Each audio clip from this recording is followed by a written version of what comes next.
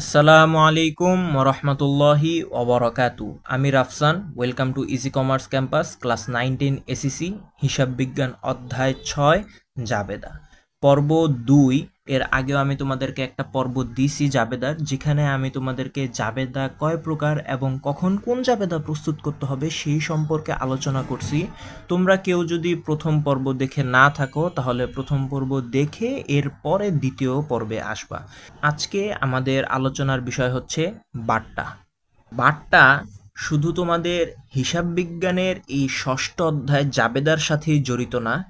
বাট্টা শব্দটা তোমাদের হিসাব বিজ্ঞানের প্রত্যেকটা অধ্যায়ের সাথে অনেক গভীরভাবে যুক্ত। অনেকেই বাট্টা সম্পর্কে বুঝতে পারে না যে বাট্টা কি, এটা কিভাবে করতে হয়, কিভাবে এটা জিনিসটা কি, এটাই অনেকে বুঝতে পারে না। তো মনে রাখতে হবে, আমরা বাট্টার সাথে সম্পর্ক না, আমরা সবাই ডিসকাউন্ট শব্দটার সাথে অনেক গভীরভাবে পরিচিত। যে কোনো কিছু কিনতে গেলে আমাদেরকে ডিসকাউন্ট দেওয়া হয়, 15% হয়, 20% হয়। ওই ডিসকাউন্টটাকেই হিসাব বিজ্ঞানের ভাষায় বাট্টা বলা হয়ে থাকে। তো বাট্টা মনে রাখতে হবে, বাট্টা কয় প্রকার? বাট্টা হচ্ছে দুই প্রকার। একটা হচ্ছে কারবারি বাট্টা, আরেকটা হচ্ছে নগদ বাট্টা। তো অনেকে কারবারি বাট্টা নামটার সাথে পরিচিত থাকলেও কারবারি বাট্টার আরও একটা নাম আছে, সেটা হচ্ছে ব্যবসায়িক বাট্টা। অনেক সময় তোমাদের প্রশ্নে বলা হয় যে এত টাকার মূল টাকার মানে 10,000 টাকার পণ্য ক্রয় করা হয়েছে এবং ব্যবসায়িক বাট্টা 5%। তো কারবারি বাট্টার সাথে সবাই পরিচিত, যখনই ব্যবসায়িক বাট্টা বলে তখন আর কেউ চিনতে পারে না যে এটা আবার কোন বাট্টা। তো তোমাদেরকে মনে রাখতে হবে, কারবারি বাট্টারই আরেকটা নাম হচ্ছে ব্যবসায়িক বাট্টা। তো বাট্টা হচ্ছে দুই প্রকার, কারবারি বাট্টা, নগদ বাট্টা। কখন কোন বাট্টা কাজ করে সেটা সম্পর্কে আসো আলোচনা করি। প্রথমে হচ্ছে কারবারি বাট্টা। মনে রাখতে হবে, ক্রয় বিক্রয়ের সাথে যে বাট্টা উল্লেখ থাকে তাকে কারবারি বাট্টা বলে। আমি আবারও বলতেছি, ক্রয় ও বিক্রয়ের সাথে যে বাট্টা উল্লেখ থাকে তাকে কারবারি বাট্টা বলে। যেমন পণ্য ক্রয় 10,000 টাকা, বাট্টা 5%। দেখো লেখা আছে পণ্য ক্রয় 10,000 টাকা, 5% বাট্টা। যেহেতু ক্রয়ের 10,000 টাকার সাথে 5% বলা আছে, তার মানে হচ্ছে এইটা কারবারি বাট্টা। কেন? কারণ ক্রয় বিক্রয়ের সাথে উল্লেখ থাকলেই সেটাকে কারবারি বাট্টা বলা হয়। এই ক্ষেত্রে আমি তোমাদেরকে আরো একটা জিনিস বলে রাখি, বাট্টার অ্যামাউন্টটা মূল টাকা থেকে সবসময় বাদ দিতে হয়। যেমন এইখানে একটু রাফ করে দেখাই দিই।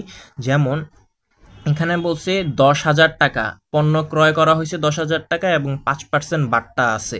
তাহলে 10,000 টাকা ইন্টু 5%, 10,000 টাকার 5% হচ্ছে 500 টাকা। এখন এই 10,000 থেকে 500 টাকাকে বাদ দিয়ে আমরা লিখব 9,500 টাকা।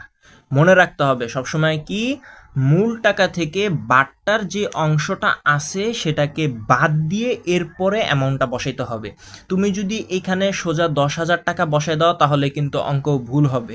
10,000 থেকে বাট্টার 5% টাকা মানে 500 টাকা, 10,000 টাকার 5% ক্যালকুলেশন করলে হয় 500 টাকা। 10,000 থেকে সেই 500 টাকাকে বাদ দিলে 9,500 টাকা হয়। এইটা তোমাকে বসাইতে হবে। সম্পূর্ণ টাকা বসাইলে কিন্তু অঙ্ক ভুল হবে। বাট্টার টাকা সবসময় মূল টাকা থেকে বাদ যাবে। তেমনইভাবে যদি পণ্য বিক্রয়ের সাথে 5% বাট্টা বলে তাহলে সেইটাকেও কারবারি বাট্টা বলা হবে। কেন? ক্রয় বিক্রয়ের সাথে বাট্টা উল্লেখ থাকলেই সেটা কারবারি বাট্টা। এখন আসো নগদ বাট্টায়। দেনাদার পাওনাদারের সাথে যে বাট্টা উল্লেখ থাকে তাকে নগদ বাট্টা বলে। উদাহরণস্বরূপ, রাফির নিকট হতে প্রাপ্তি 3,000 টাকা, বাট্টা প্রদান 500 টাকা। রাফি হচ্ছে দেনাদার, ধরো তার কাছ থেকে আমি পাই, যাদের কাছ থেকে আমরা পাই তারা হচ্ছে আমাদের দেনাদার, যাদেরকে দেই তারা পাওনাদার। তো রাফির নিকট হতে প্রাপ্তি 3,000 টাকা, রাফির থেকে 3,000 টাকা পাওয়ার কথা ছিল, তাকে আমি বাট্টা প্রদান করছি 500 টাকা। যেহেতু দেনাদারকে আমি 500 টাকা বাট্টা প্রদান করছি তাহলে এটা নগদ বাট্টা। কারণ দেনাদার পাওনাদারের সাথে উল্লেখ থাকলেই যে বাট্টা উল্লেখ থাকবে তাকে নগদ বাট্টা বলা হয়। নগদ বাট্টাটা কিভাবে কাজ করে? যেমন ধরো এই যে রাফির থেকে আমি ধরো পাই 3,000 টাকা, কিন্তু রাফি আমাকে টাকা দিতেছে না। হঠাৎ রাফির সাথে আমার দেখা হইলো, রাফিকে আমি বললাম, দেখো রাফি, তুমি যদি আমাকে 2 দিনের ভিতরে টাকাটা দিতে পারো, এই 3000 টাকা দিতে পারো, 2 দিনের ভিতর দিলে তোমাকে 500 টাকা আমি ছাড় দিব। এইটার কারণে রাফি কিন্তু আমাকে 2 দিনের ভিতরে টাকাটা দিয়ে দিবে। 500 টাকা যেহেতু সে ছাড় পাচ্ছে, তাহলে 9500 টাকা সে আমারে 2 দিনের ভিতরে দিয়ে দিবে। এই যে লেনদেনটা দ্রুত নিষ্পত্তি হইলো, মানে নিষ্পত্তি মানে দ্রুত শেষ হইলো, এই দ্রুত শেষ করার জন্যই নগদ বাট্টাটা দেওয়া হয়ে থাকে, যাতে লেনদেনটা দ্রুত নিষ্পত্তি পায়। দেনাদার পাওনাদারের সাথে যাতে লেনদেন দ্রুত নিষ্পত্তি পায়, এই জন্যই এই নগদ বাট্টাটা দেওয়া হয়ে থাকে। তেমনইভাবে পাওনাদারকে ধরো 3000 টাকা দেওয়ার কথা ছিল, আমাকে 500 টাকা বাট্টা দিছে, আমি পাওনাদারকে 2 দিনের ভিতরে টাকাটা দিয়ে দিলাম। মনে রাখতে হবে দেনাদার অথবা পাওনাদার যার সাথে বাট্টা উল্লেখ থাকুক সেটাকে নগদ বাট্টা বলে। ক্রয় বিক্রয়ের সাথে যে বাট্টা উল্লেখ থাকবে তাকে কারবারি বাট্টা বলে। এই ক্ষেত্রেও এই যে 3000 টাকা যদি তুমি নগদ বাট্টার ক্ষেত্রে এই যে 3000 টাকা যদি তুমি সোজা বসায় দাও, তাহলে কিন্তু অঙ্ক ভুল হবে। এই 3000 থেকে বাট্টার 500 টাকা বাদ দিয়ে এরপরে 2500 টাকা যেটা থাকে সেটা তোমাকে বসাইতে হবে। মনে রাখবা সবসময় বাট্টার টাকা মূল টাকা থেকে বাদ যায়। আশা করি বাট্টা কি জিনিস, কিভাবে কাজ করে এবং কিভাবে বাদ দিতে হয় আমি সম্পূর্ণভাবে তোমাদেরকে বোঝাইতে পারছি। তাও যদি তোমাদের কোনো জায়গায় কোথাও সমস্যা হয় আমাকে অবশ্যই কমেন্ট করবা, আমি তোমাদের সমস্যার সমাধান করার চেষ্টা করব।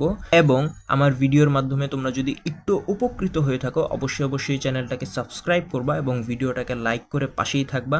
দেখা হবে অন্য কোনো পর্বে, ততক্ষণের জন্য আসসালামু আলাইকুম ওয়া রাহমাতুল্লাহি ওয়া বারাকাতুহু।